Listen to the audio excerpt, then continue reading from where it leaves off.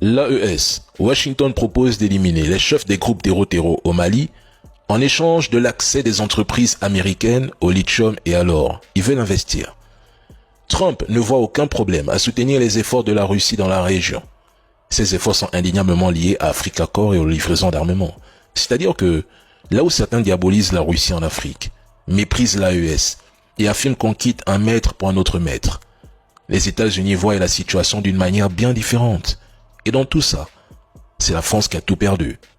La France, ses médias de propagande et leurs trolls ont bâti toute une narration autour de l'idée que les pays de l'AES sont les plus pauvres du monde, alors qu'en réalité, ce sont des pays qui ont été systématiquement appauvris par eux. Et aujourd'hui, la France se retrouve à la merci de ses propres failles. Mais au-delà des discours, les États-Unis veulent tout.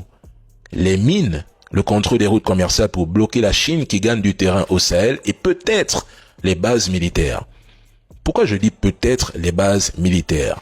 Parce qu'il est peu probable qu'ils investissent massivement dans des entreprises minières ou d'autres secteurs dans l'AES sans garantir une présence militaire et sécuritaire pour protéger leurs intérêts.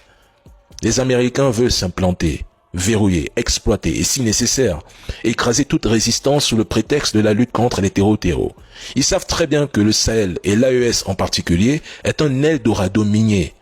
Le Niger, par exemple, détient certaines des plus grandes réserves d'uranium au monde, un métal crucial pour l'énergie nucléaire et l'armement. Le Mali et le Burkina Faso regorgent d'or, de lithium et d'autres minerais stratégiques qui alimentent les industries technologiques et militaires de l'Occident.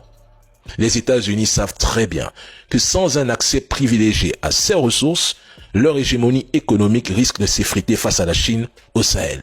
Et au-delà des mines, les États-Unis veulent verrouiller les routes commerciales du Sahel par lesquelles, attention, transitent les ressources et l'influence.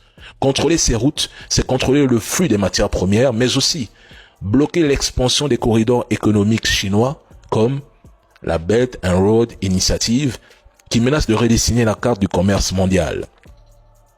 Pour Washington, perdre le Sahel, c'est perdre un levier crucial dans la guerre froide 2.0 qui se joue aujourd'hui en Afrique. C'est pourquoi ils sont prêts à tout.